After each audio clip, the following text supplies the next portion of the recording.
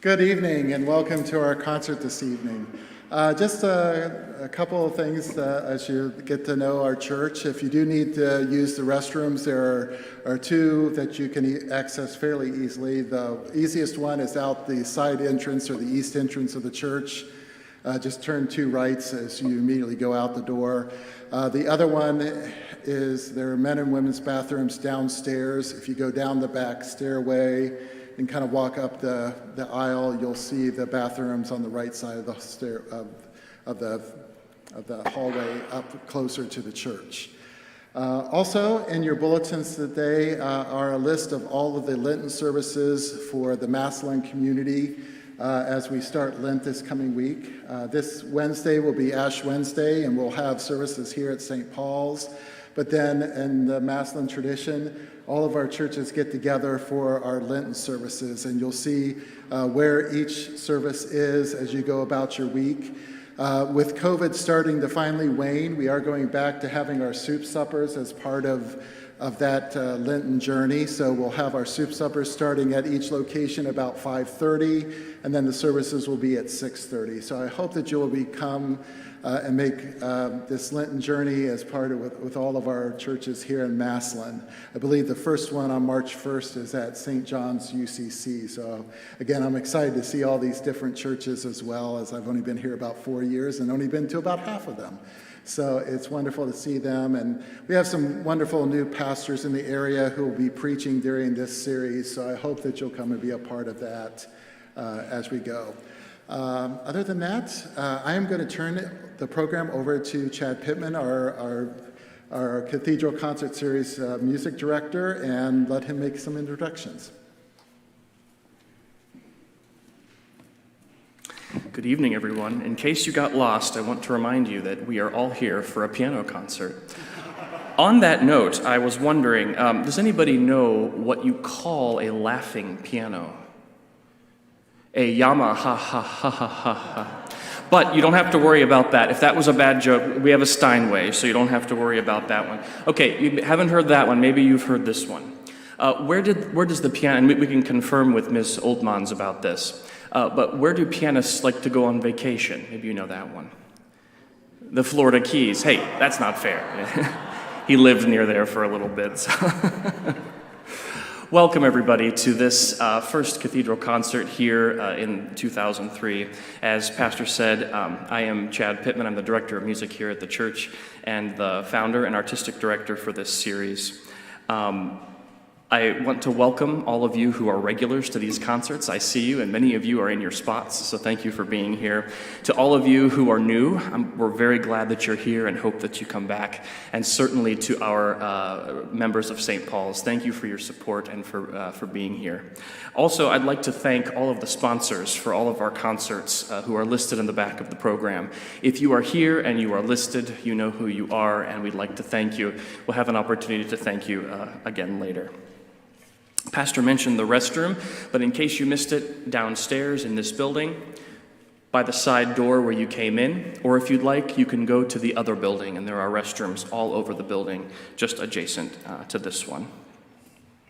After the concert, there will be a reception for all to greet the artist. Again, in the adjacent building, we hope you'll take a moment, walk across the way, and have some fruit and cheese and cookies and punch, and greet the artist and each other. I want to let you know that we will have a 10-minute intermission in the middle of this concert, and during that time, there will be a free will offering collected. This series is free and will always be. It's my dream and our dream to make this about music and fellowship and being together and focusing on the positive and something very, very beautiful. And I must say, every time I'm here with all of you, that's exactly how I feel, and I'm very, very grateful. So if you feel led at that time, we appreciate your generosity and anything that you might be willing to donate at that time.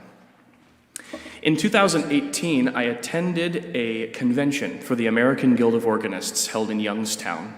I'll keep this short, but every other year, the American Guild of Organists, of which I'm a member, hosts a convention in a city in each region of the United States. We are in the Great Lakes region.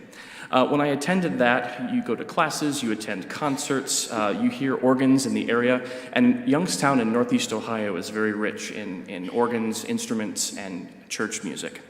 On my schedule was this piano concert that I was not aware of, and I double-checked with my friend Adam, the coordinator, and I said, are you sure this is right? I did not sign up for this concert. And he said, well, it's part of the event for everybody. You're not going to be sorry that you went to the concert.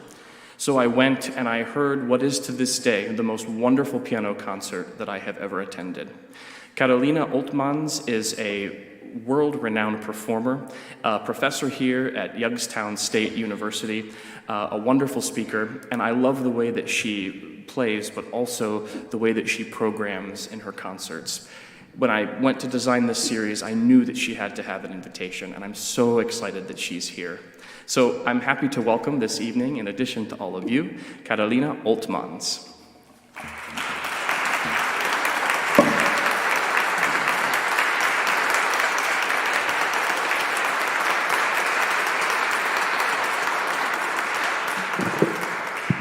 Ladies and gentlemen, it's wonderful to be here this afternoon as we experience a concert of solo piano works through the ages of music history. And we will start way at the beginning. When I drove here, I was so pleased that it's a bit windy outside, because you will see that all or most of my pieces on the program today relate to wind. Now, the first one is by my oldest composer, whose name is François Couperin.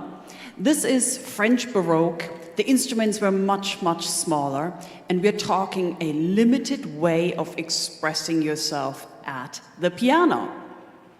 The piece is called Les Petits Moulins à Vent, which means the little windmills.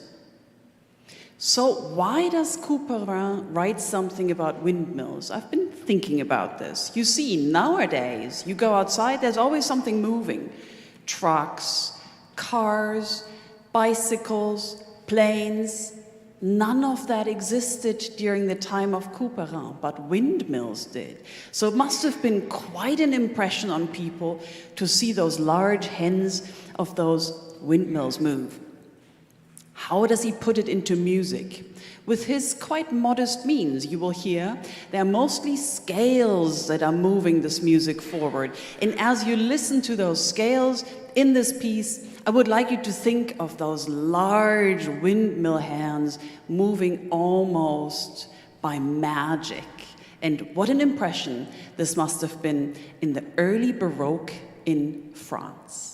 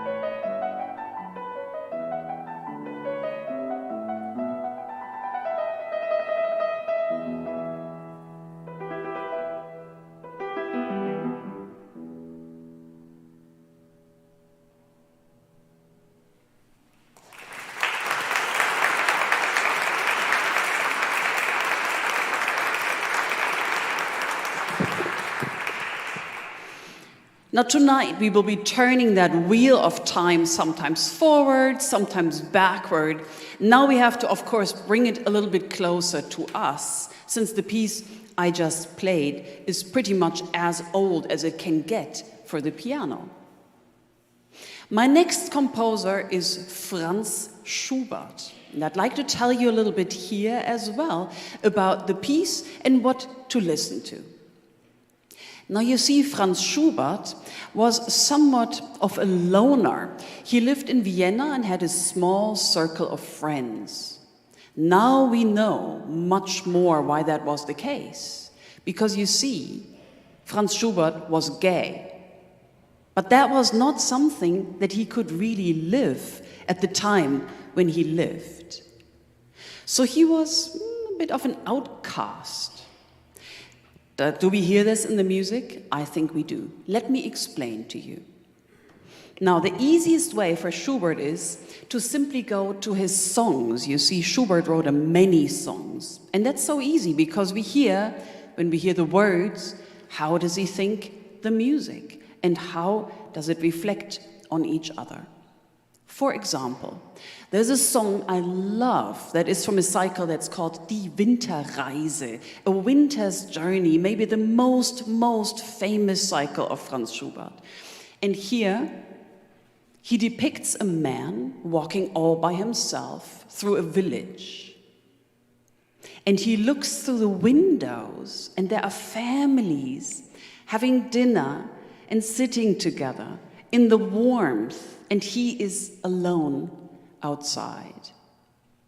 So far, so good. But what's remarkable, you see, in music we have two modes. We have the major mode, which is the happier side, and the minor mode, which is the sadder side of life. And he always depicts a mix of those two modes. And with that, he captures so well the happiness of other people, but also the unobtainable happiness of other people. This everlasting isolation. They are happy, I'm not. And that's somewhere okay.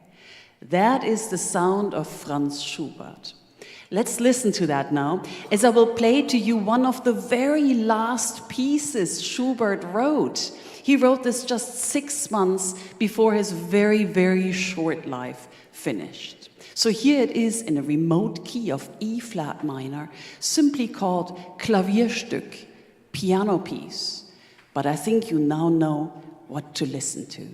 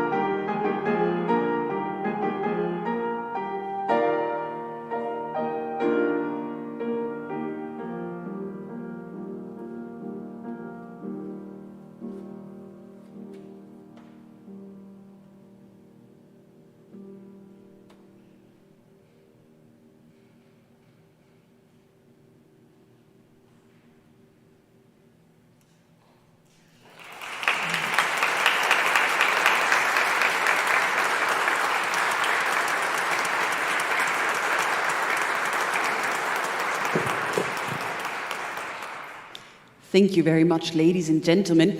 Now we have to touch that wheel of time and bring it again a little bit further away from us. My next composer is Joseph Haydn. Let me tell you also a little bit about this man. Now you see, Joseph Haydn is a classical composer, and at the time it wasn't possible for a composer to just freelance.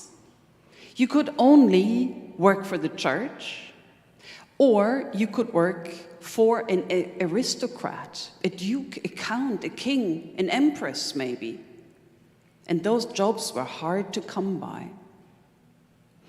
Now Haydn actually worked for the Duke of Esterhazy, the estate being just outside of Vienna, and that was a very good post for him.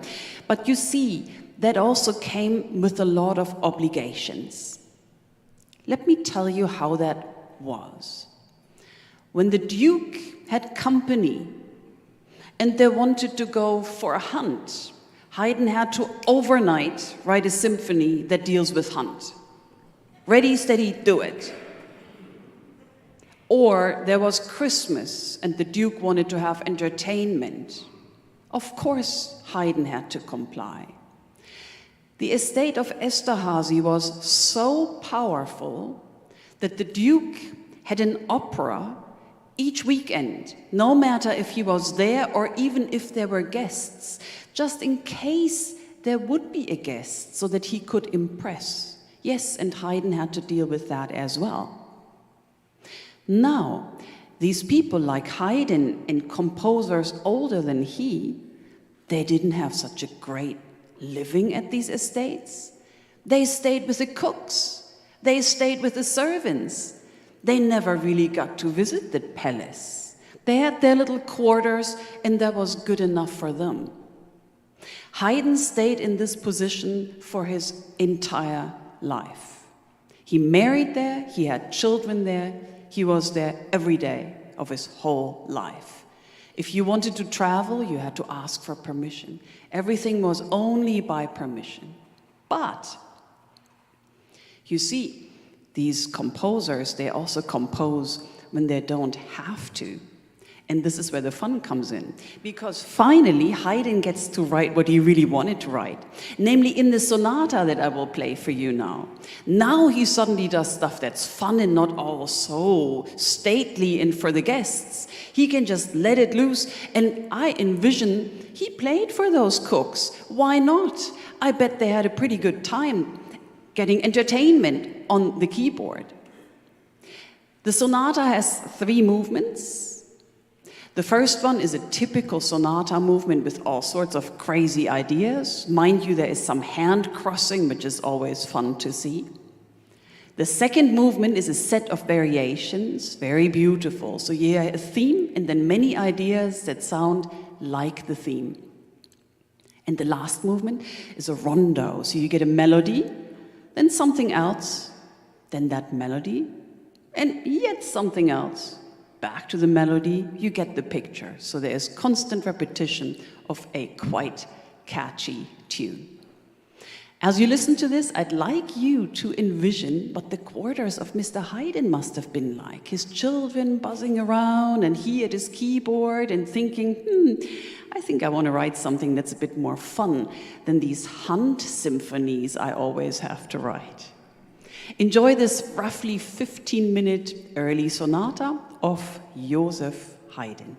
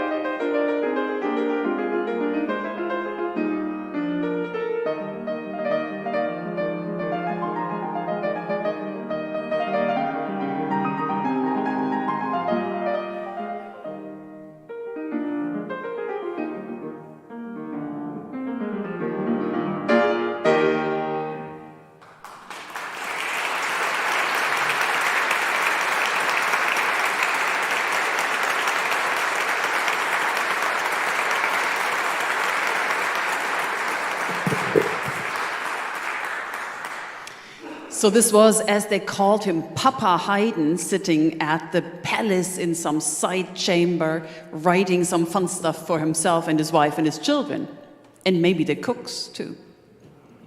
Now we have to turn that wheel of time forward again, closer to us, and we are now hearing some music by Felix Mendelssohn Bartholdy.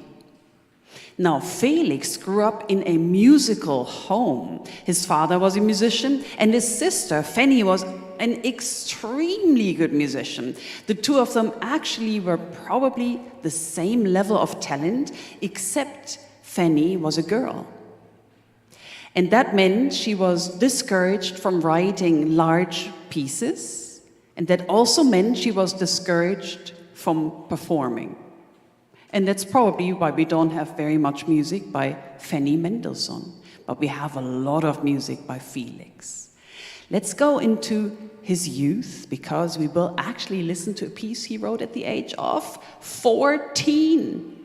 It's his Opus 7, and he's just sort of taking lessons with his father and figuring it all out.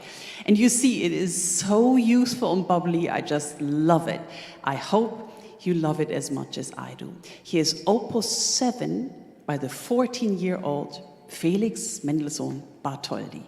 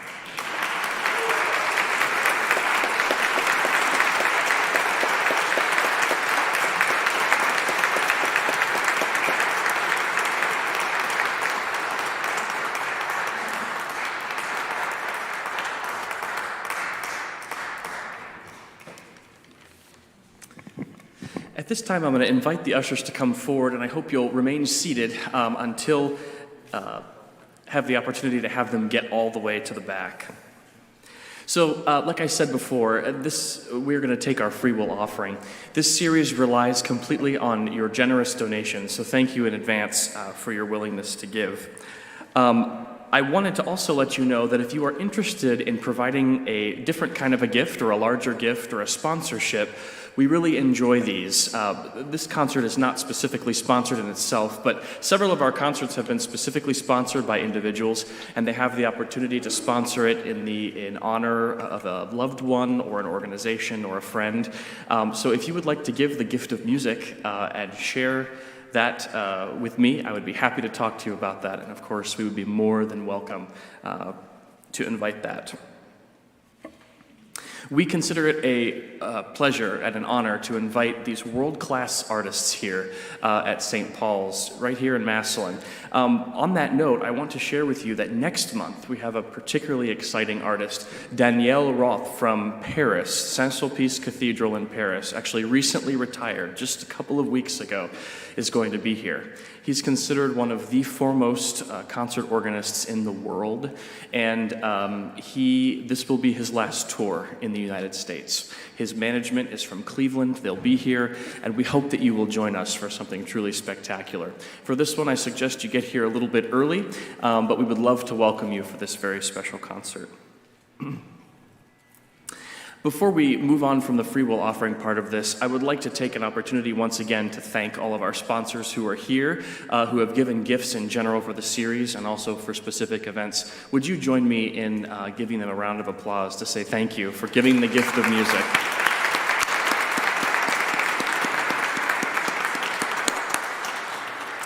As you look at the rest of our program, you could see the upcoming dates and concerts on the back. I want to note that those of you who have been following these dates, there are just a couple of adjustments that are correct on the back page. The first adjustment is that the Harmony Ringers of A Chorus for a Cause, Bell Choir, is going to be April 16th, not 23rd. So the correct date is listed in the program. The Two Men and a Bench organ duo has been moved from May 19th to May 12th. To accommodate the Canton Symphony Chorus's solo outreach concert, which will take place here on May 20th at 4 p.m. I see a couple of our members in the audience here. Welcome, we're glad you're here, and looking forward to sharing this concert with you. For those of you who are online, you can follow us on Facebook. The church has a specific Facebook group, and the series has cathedral concerts in the evening. If you just type that in, you'll find it, hit like, and you'll get all of the notifications. I'll also share that just now you had an opportunity to fill out the small contact cards and put them in the offering plate. If you would like to still do that, please feel free to give it to an usher or give it to me, and you'll get email updates about concerts and changes and things that you might like to know. I would like to take a moment, because I was remiss in doing so at the very beginning. It would not be a concert here at St. Paul's, or really in Canton, without the talents and the enthusiasm of Dr. W. Robert Morrison on the carillon. So thank you, Bob, for playing for us today.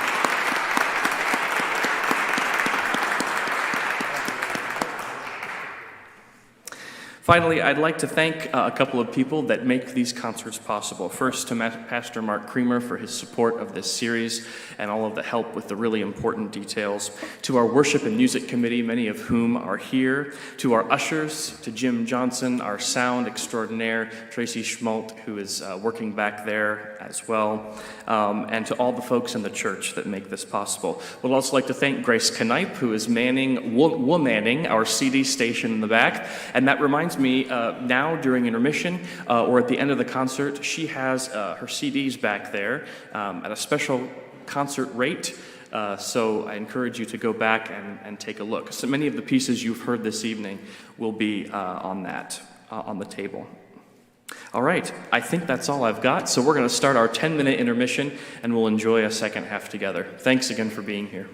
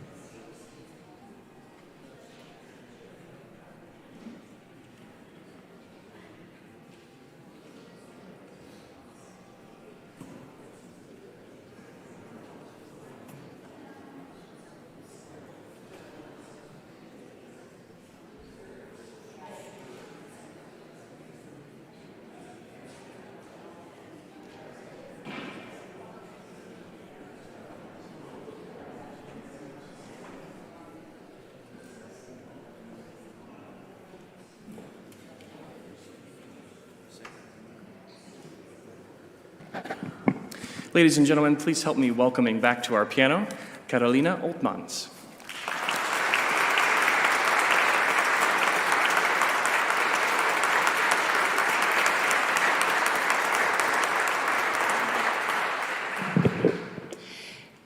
Ladies and gentlemen, we are now getting to the modern music component of our concert.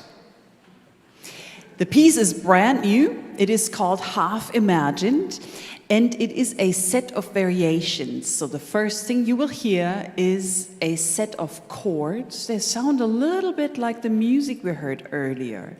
Very slow, beautiful chords. And then they gradually unfold into ever-enriching variations. Now, I'd like to share with you how I'm going to play this piece, because it is standard to play new music with the music, meaning with the score. But nowadays, you don't use paper anymore. Those times are over. We now all use iPads for our scores. And also what's called a Turner pedal. Let me show you. This is my Turner pedal.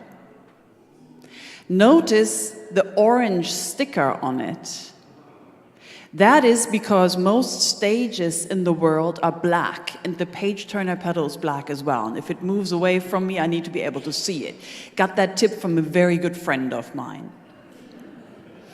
So let me set myself up with my iPad and my Turner pedal, and then we'll enjoy Half Imagined, a brand new piece, a set of variations. Listening experience is roughly 7 minutes long.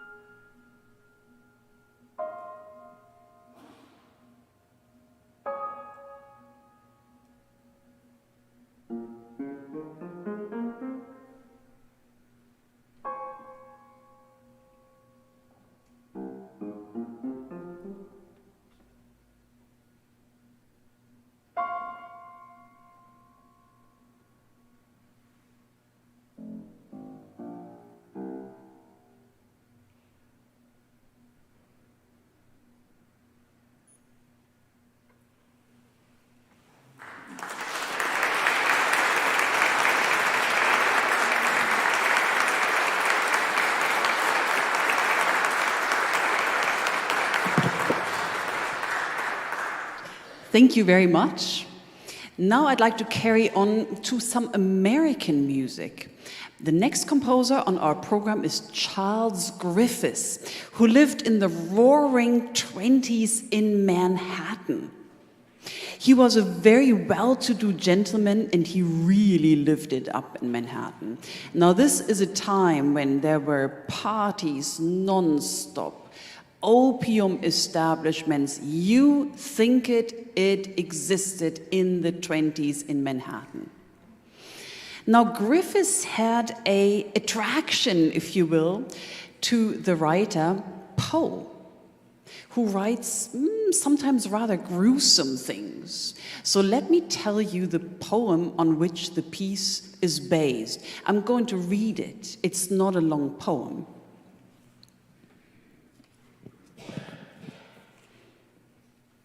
It is called The Lake.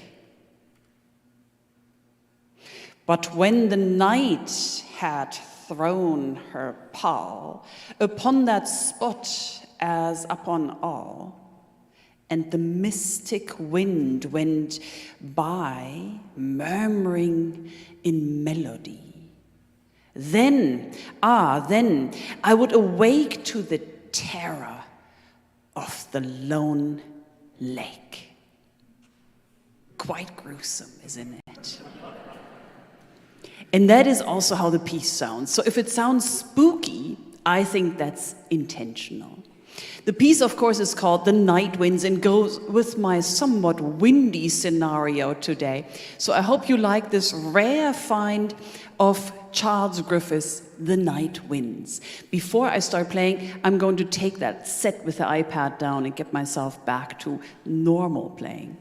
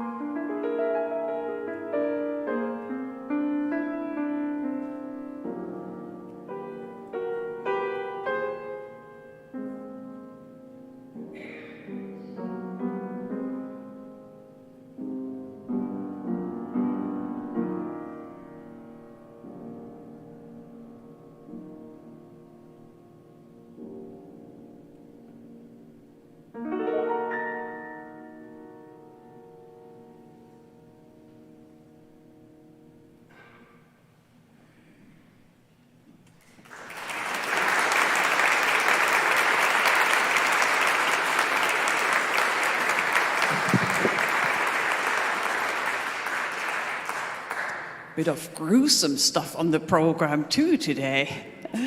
We're now moving that wheel of time barely in any direction and staying with our next composer in a similar time period.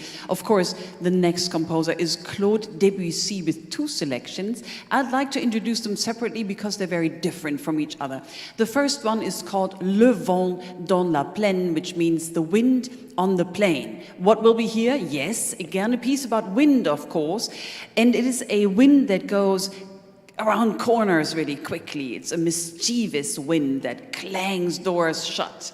And it is a quick moving piece. It starts very quietly and suddenly it's finished. Like some mischievous little thing that comes in the form of a wind. Let's take a quick listen to Le Vent dans la plaine, The Wind on the Plain by Claude Debussy.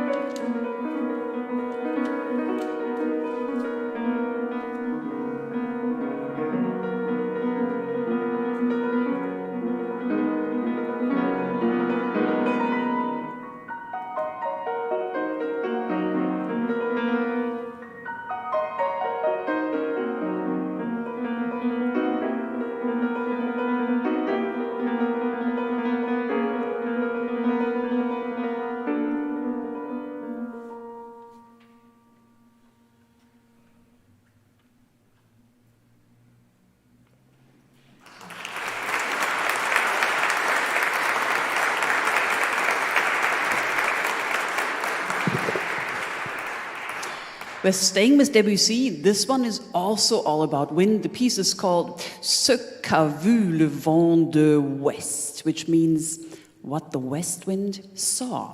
Now, if you look at the map of France, you will see that from the west, where a west wind would blow from, there's really nothing but the open Atlantic Ocean. And I think that is what this prelude is all about.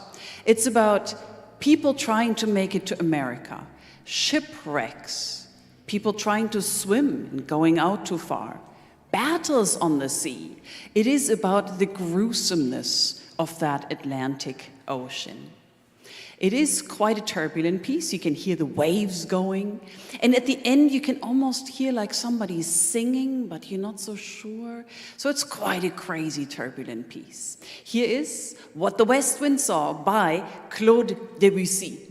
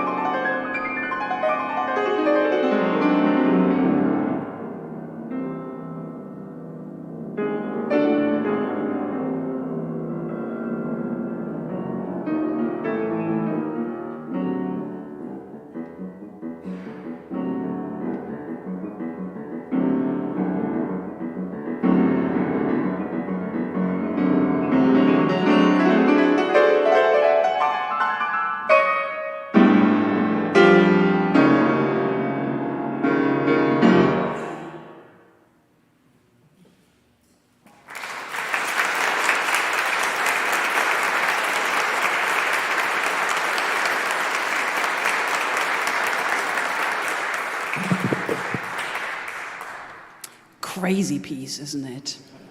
If you think how old this is, Debussy was born in 1862. That's a long time ago. Now I'd like to turn that wheel of time just a little bit towards us. And we're going to listen to a piece by Janáček, who was a Czech composer. The piece is called A Blown Away Leaf. He actually titles it in German, Ein verwehtes Blatt. And the way I hear this piece is as such. I imagine a leaf as I walk through my favorite city, which happens to be Prague. And the leaf sort of starts showing me a path, and I follow it. Pretty soon I go to areas of the town I've never been to, and it's absolutely magnificent to get lost in such a beautiful spot. That's my dream as I listen to Ein verwehtes Blatt. You'll have to make your own.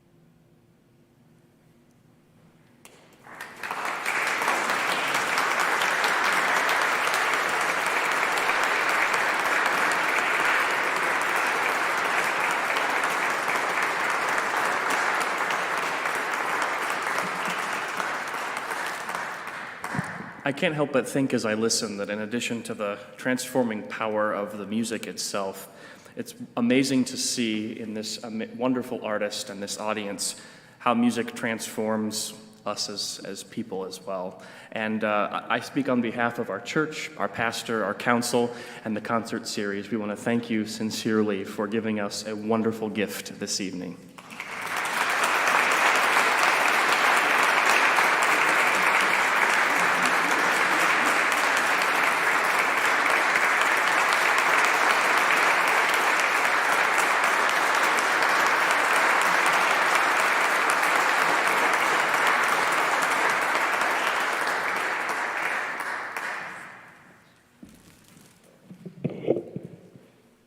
It's already time to play the last piece on the program for you. It'll be a scherzo by Frédéric Chopin, and also here I'd like to tell you a little bit of the background to the piece. Now you see, Frédéric Chopin suffered his whole life from tuberculosis. And he lived with his partner, Georges Sand, in Paris. But in Paris, people heated with wood, and that polluted the city a lot. This was an artistic couple. Georges was not a man. It's a man's name. She was a writer, could have never published under a woman's name. So she called herself George. Anyway, so the couple lived together in Paris and decided we need to get away from this pollution, but they were also very sought after. So there was constant flow of traffic to their apartment, and they just wanted some quiet. So they decided, let's go to the island of Mallorca. Take ourselves far away. The air is going to be great. We'll go for a whole year. We'll close our shop and go there. So they packed their stuff. She has 3 kids from 3 different guys at this stage. A well-to-do lady who also paid for some of Chopin's life. By the way, she also smoked cigars, which was unusual at the time. I guess it still is. And she also wore pants, which is much more unusual at the time than the cigars could ever be. A couple arrives in Mallorca, pardon me, and the piano could not be delivered because it got stuck in customs. And then the chalet that they had reserved was no longer available. So it seemed like the people who lived on Mallorca, which were just pig farmers, literally on the island of Mallorca, not like now as a tourist high place for tourism, back then only farmers. So what to do? 3 kids, bunch of cases, no place to return to. So what they did is they took a coach into the inner part of the island. They kept knocking on doors. Who will have us? Kept on going, until they found in the very center of the island of Mallorca a monastery. And that's where that couple and the kids stayed for a whole year. Now, I've been to this monastery. It's called Valdemosa. And you can go where Chopin and his partner and the children lived. It's a very small apartment. At the time, the windows were not even rainproof. So it rained in when the wind blew, and it must have been terrible weather. Chopin was ill the entire time, but they actually stayed there for the whole year. Now, the most remarkable thing about this story is that Chopin wrote the most beautiful music you can ever imagine in that circumstance. Not really wanted, bad weather, cold, windy, wet all the time. And he wrote just gorgeous music. One of the pieces is what I will play to you. And what you will hear there is, yes, the fury of the wind on the island, but then also you will hear chords, because the monastery had a church with it, of course. And maybe there was chorale singing. And the chorales are always interspersed by this glitter, as if you could see the sun going through the windows into the church, making the most beautiful visual effect. Here is Scherzo in C-sharp minor by Frédéric Chopin, written on the island of Mallorca.